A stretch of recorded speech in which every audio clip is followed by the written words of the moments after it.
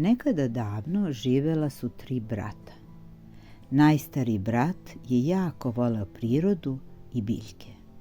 Osim što je voleo da šeta šumom, imao je svoju baštu i svoj voćnjak. Uvek je koristio prirodne preparate za zaštitu biljaka, a tome ga je naučila njegova baka. Srednji brat je još kao mali zavoleo životinje i uvek je imao nekog svog kućnog ljubimca. A treći brat, najmlađi, bio je drugačiji od svoje braće. Njegov najveći hobi je bio pčelarstvo. Jednog dana krenuli su na kampovanje u šumu. Šetajući šumom, naišli su na jednog starca koji je sedeo na panju ispod jednog velikog drveta. Starac je izgledao prilično umorno. Nakon što su mu se javili, upitaše ga da li je možda gladan i odmah mu ponudiše parče sira i domaći hleb, što je starac rado prihvatio. Da bi im se zahvalio, upita ih imaju li nekih želja. Najstariji se prvi obrati starcu i reče svoje želje. Ja bih želeo da naša planeta Zemlja bude mnogo čistija i zdravija, da svi ljudi više paze na prirodu, tako što neće prljati vodu, vazduh i zemlju. Tako bi ljudi i životinje bili zdraviji i dugovečni. Srednji brat je poželeo da ljudi više ne idu u lov, da ubijaju nedužne životinje, već da se brinu o njihovom opstanku. Jako je bio tužan kada bi video da se odrasli i deca loše ponašaju prema svojim ljubimcima i želeo je da se to promeni. Najzad dođe red i na najmlađeg brata, da i on kaže svoju želju. Dugo je razmišljao, plašeći se da kaže, ali najzad reče.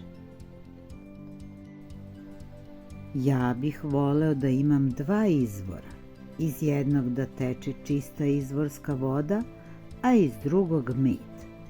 Starac ih je saslušao i rekao, biće učinjeno. Iako mu je bila ispunjena želja, najmlađi brat je nastavio da se brine o pčelama i da prodaje njihov med. A med koji je dobio iz potoka poklanjao je siromašnima i bolesnima koji nisu mogli da plate. Nakon dužeg vremena, najmlađi brat odluči da obiđe svoju braću.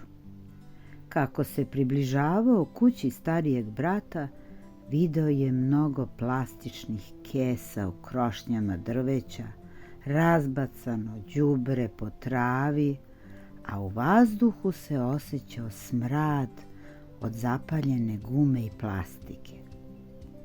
Vazduh je bio toliko zagađen da se jedva disalo. Sve je delovalo sivo, tmurno i ljudi su izgledali bolesni i neraspoloženi. Pitao se zašto je to tako.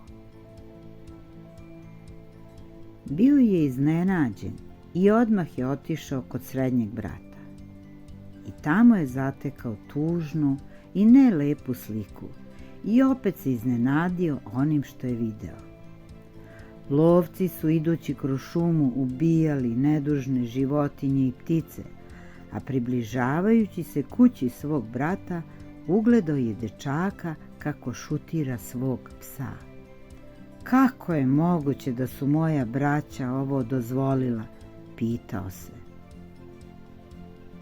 Ako se ovo nastavi, svi ljudi na planeti bit će bolesni i nesrećni. Tako zabrinut otišao je svojoj kući.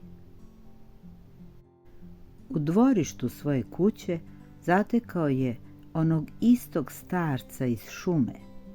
Starac je znao šta je najmlađi brat video i odmah mu dade odgovor. Tvoja braća nisu ispunila dato obećanje. Zbog novca koji su im neki loši ljudi ponudili i njihove želje se nisu ispunile.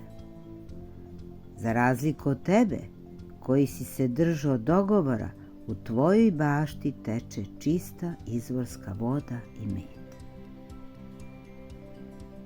Ti živiš u blagostanju, jer brineš o siromašnima i bolesnima i vodiš računa o životinjama i prirodi. Tvoja braća mogu mnogo da nauče od tebe, iako si mlađi od njih.